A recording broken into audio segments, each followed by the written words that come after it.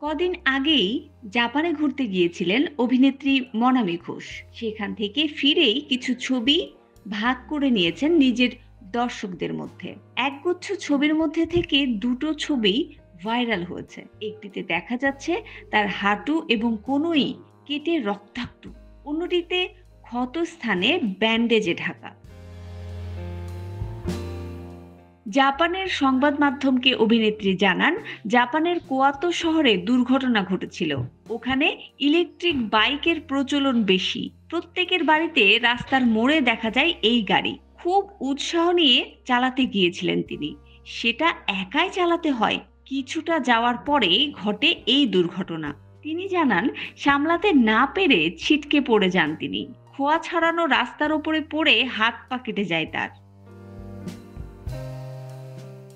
অভিনেত্রী বলেন, ভাগ্যিস সামনে কোনো বড় গাড়ি ছিল না, তাহলে আর নিজের হাতে পায়ে চলাফেরা করা হতো না। অভিনেত্রী জানিয়েছেন, গোটা দেশ, দেশের প্রত্যেকটা শহর যেন রূপকথার স্বপ্নপুরী। সবকিছু ভীষণ সাজানো, দেখার মতো প্রচুর জায়গা।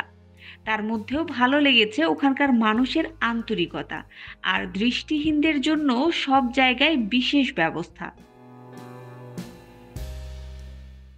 অভিনেত্রী বলেছেন, সবাই খুব মিশুক। কথা বলতে চাইলে হাসি মুখে এগিয়ে এসে সবাই কথা বলেন।